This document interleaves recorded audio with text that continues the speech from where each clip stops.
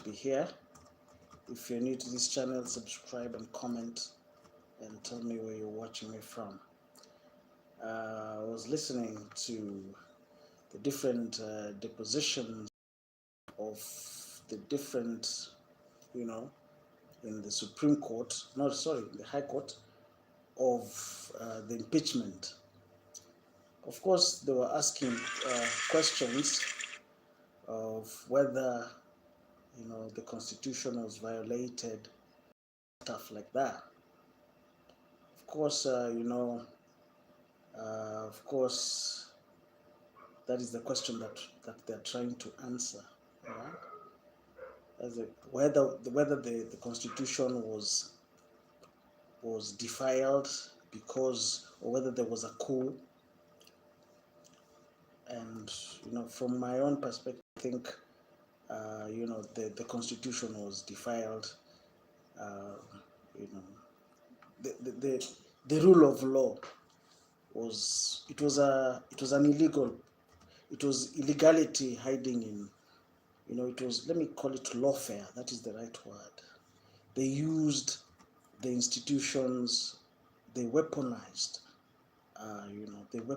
Parliament and Senate. And was there really a fair hearing? I would say there was no fair hearing when it came to Rigathi Gachagua. There was no fair hearing. And, to be very honest, and every Kenyan knows that, he was ousted, he was kicked out, in a very crude way. It set a very bad precedent for Kenyans. In fact, they felt really public. If you ask me, the people who came up with this constitution, they envisaged the vision of those people. They felt that this constitution, and I remember the process when they came up with the new constitution. They felt that the new constitution was supposed to do what? Was supposed to smoothen the rough edges. All right. But now here we came to the impeachment of Rigathi Gachagua, and for the first time, Kenyans saw, how our institutions can be weaponized. All right. So if you ask me whether the Constitution was mutilated, yes, the Constitution was mutilated in the highest order. Was mutilated. In fact, we saw political gang. It was like we saw political, like political mafia. We saw some gangsters in Parliament, and we saw some political goons in the Senate. So when you tell me, and I even wonder when I was seeing Paul Muite trying to explain this to the judges, I'm like, what are you trying to explain? Like, we saw those goons. We saw it. What are you trying to explain? I was like, what are you trying to explain? These are political gangsters. These are goons, and they mutilated the Constitution in plain sight. So when you ask me, I'm like, what? Are you really asking that question? Like, was the Constitution violated? Of course, yes. Of course, yes. The Constitution was violated. The Constitution was raped. So when you tell me whether the process was free and fair, if we are questioning about the process was done in a very crude. We saw,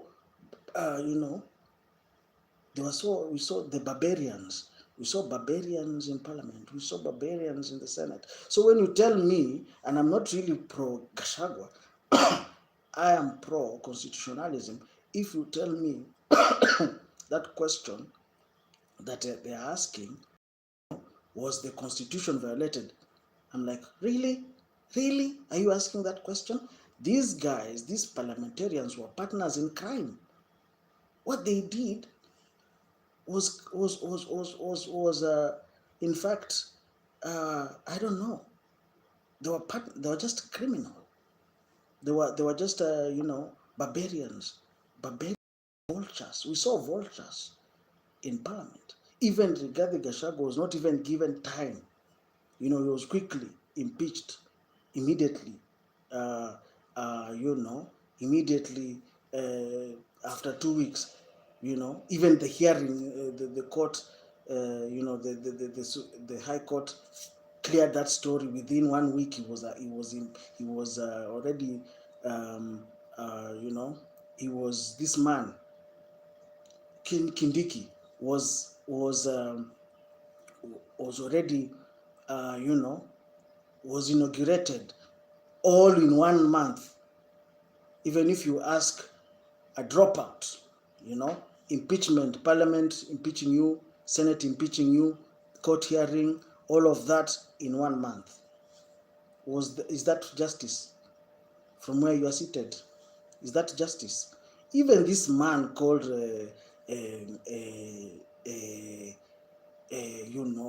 Professor Kindiki, I even ask myself, do you have legitimacy? Even Kindiki should ask himself that question. Do I have legitimacy? Maybe if he gets vote, he goes and look for vote for Ruto, then he can claim I have legitimacy. But as far as Kenyans know, is that this man, Rigathi Gachagua, was unfairly, that is the word, unfairly. You can take me to any place you want, but I saw it from where I was seated. I thought that was unfair.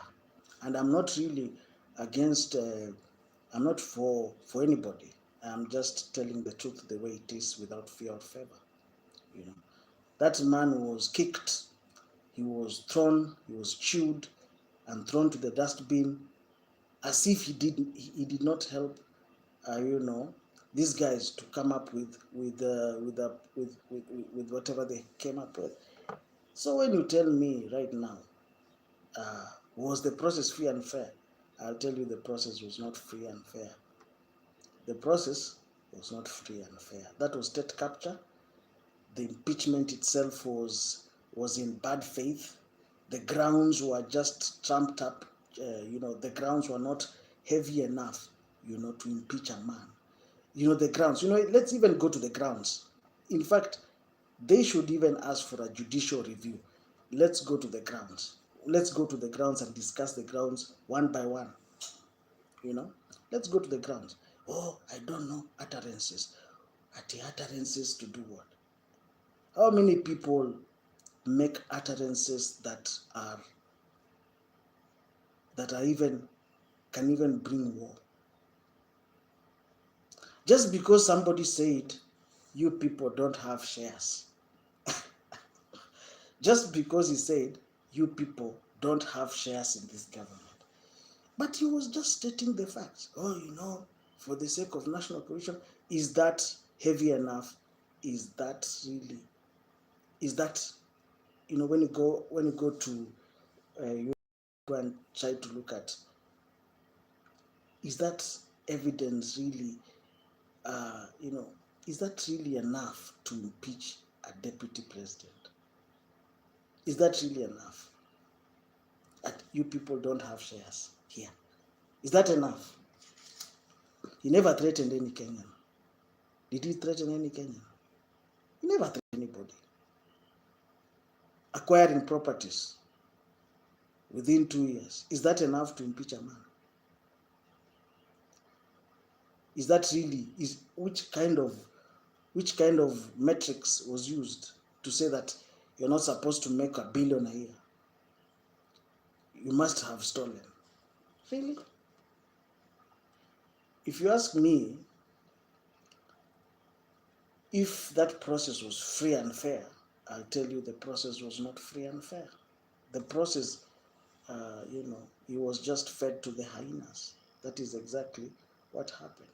It was a political coup, but they just used the legal means to make it look legit. They legitimized something that is illegal.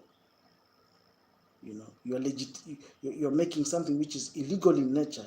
you are trying to legitimize something that is illegal. And that is the truth. That is the truth, you know. Because, and I was listening to William Ruto. There was some journalist went and asked Ruto, uh, why was Rigathi Gachagua impeached? He said, he called the MPs and told the MPs that by December you will bow to me. You have to kneel down and you have to kneel down before me. Okay, when you tell somebody you will kneel down before me, have you threatened their rights? Yes, okay. Ruto was saying, and you can go and check, he said that Rigathi Gachagua said that all the MPs will kneel before him. Okay. Kneeling before somebody, is it a crime? Is it really a crime? Where in Kenya is it written that when I tell you, you will kneel before me or you will do this before me, have I really threatened any of your constitutional rights? Have I threatened you? Ama, when somebody tells you, utaona, has he threatened you? Has he threatened you? Has he threatened you in any way? Is that really heavy enough to impeach somebody?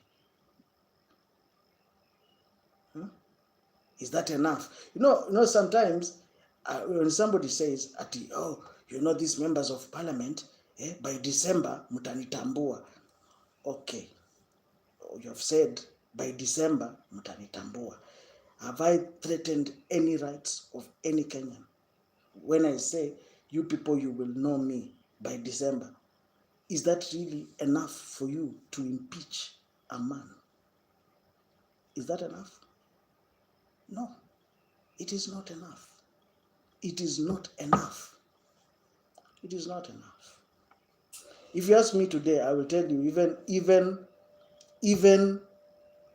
you come and ask me tomorrow, the day after tomorrow, I was watching that impeachment process. I listened to all the depositions, including the amicus curiae, that is the friend of the court, and all these documents, were just, how do I put them? They were what's the word? All these arguments, they were trying to trying to okay. Let me just tell you for free that if that is the question that you're asking, whether the Constitution was violated, the Constitution was not violated. The Constitution was mutilated, not violated. The Constitution was mutilated. If it was a female, it was a female genital mutilation. If that is the right way, to put it. All right. And I'm not saying that. Now the question number 2, was there state capture? Was there state capture in that thing? Or was, now the second question, they were asking about the independence of the judiciary. That is the question.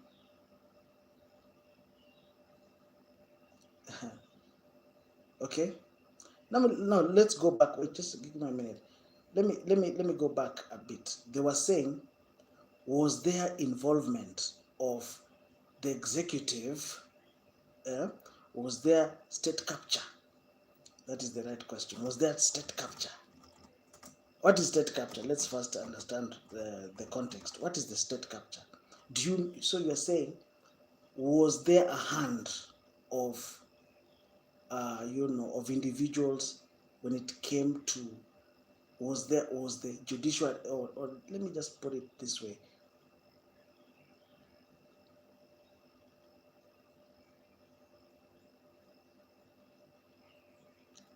Okay, I'm asking you the question.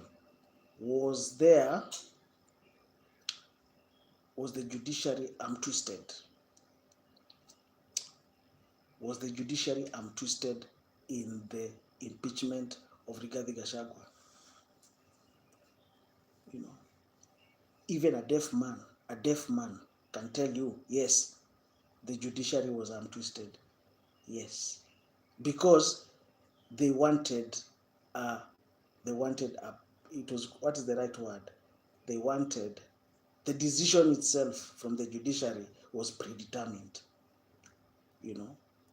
And when that judge, I'm not going to name her, she knew that since she's a new judge, she must, toe the line. So when you ask people genuinely, was there independence of the judiciary? They will tell you no, because the judiciary was twisted to give a predetermined result at the end of that, at the end. So there was no way Rigathi Gachagua would get justice. There was no way. There was no way. And if we are living in a country where nobody can, if Rigathi Gachagua is denied justice, what about the rest of us? That is why this is a case of public interest.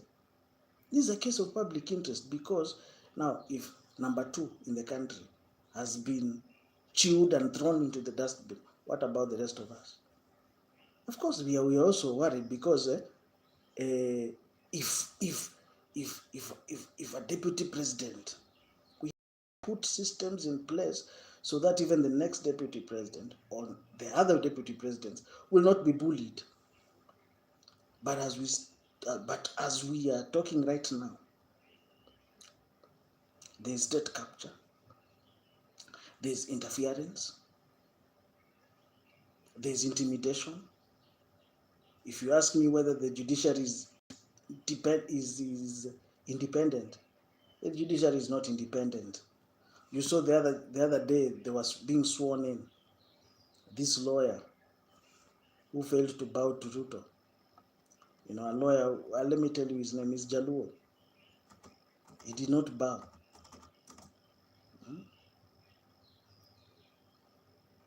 He did not bow to William Ruto in the swearing in. Just there, I was watching.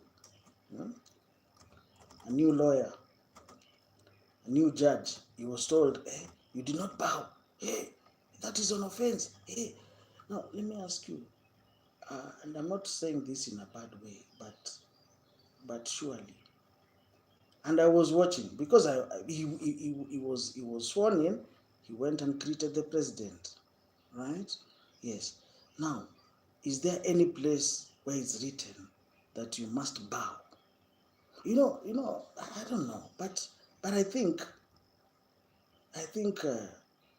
it's called. Let me tell you his name. I think it's called Hedwig. Is it called Hedwig?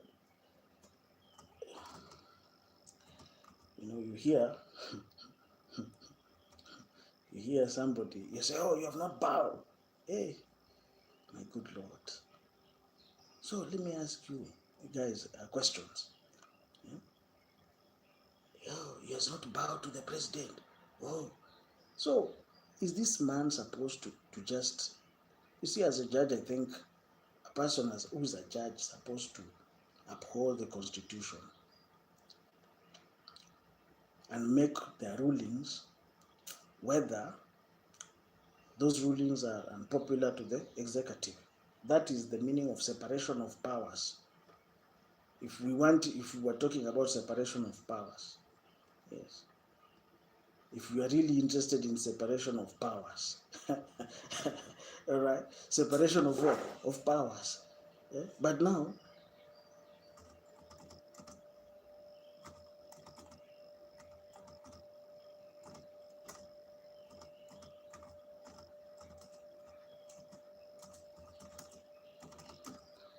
if there is no, if now, for example,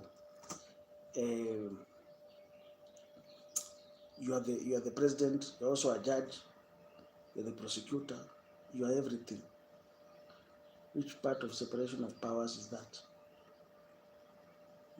Which part? When will people truly be free? Those people, so many people have paid a very huge price for this constitution to be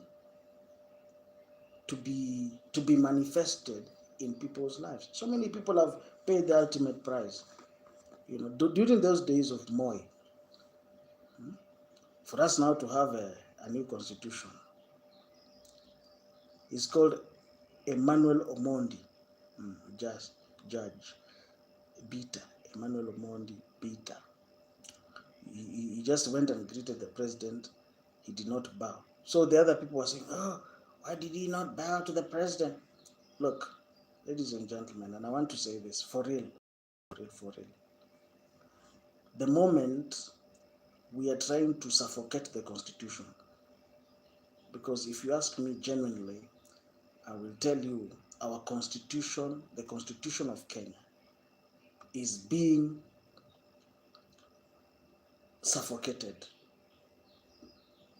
They are looking for ways to mutilate it. And it was when we were given this constitution in 2010, it was the perfect constitution. It was the perfect constitution.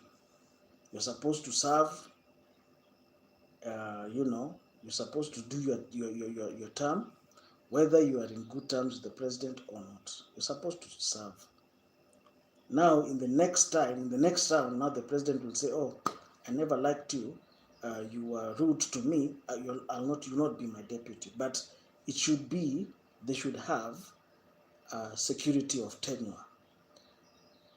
And maybe we should propose new amendments to the constitution where the deputy president will have security of tenure. Are we together? The deputy president should have security of tenure, because now, he has accumulated wealth. I don't feel, I feel insecure. I feel insecure as the president. No. Accumulating wealth should not make another person insecure. So now, when you say that we are impeaching Rigathi Gachagua because he accumulated wealth, because that's the only excuse they gave. This man, in 2 years, he accumulated wealth. Is that really a good argument? In 2 years.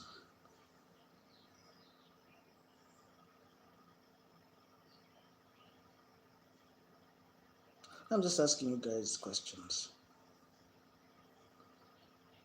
Now, I want us to be conscientious. You know the meaning of being conscientious? Being a conscientious individual. And let me tell you guys, I think this word, when you're being sworn in as a member of parliament, or if you're being sworn in as any public servant in the country, you're supposed to be conscientious. What is the meaning of being conscientious? That you are diligent, responsible, organized, and thorough, driven by the desire to do well. That is the meaning of being conscientious. And that is what you when you take your oath, you say that you will be a conscientious individual. Now, as a conscientious Kenyan, I need to ask you guys questions. Any questions after that? You can ask me your questions. Say we can do this all night. We can do this all night. Any questions after that? Any questions after that? You can ask me your questions. I'm very happy to be here. I enjoy being here every day. You can ask me your questions. I love politics. We can do this all night. Any questions after that? If you're new to this channel, subscribe and comment. I need to go somewhere, but my channels every time, and we'll be able to. I'll be following, those proceedings, and also once I follow those proceedings, I will let you know. I'll give you a more simplified version I will reduce the jargon, and the legalese. I will make it palatable for you guys, a little bit understandable for you guys. I really appreciated your time. Arrivederci.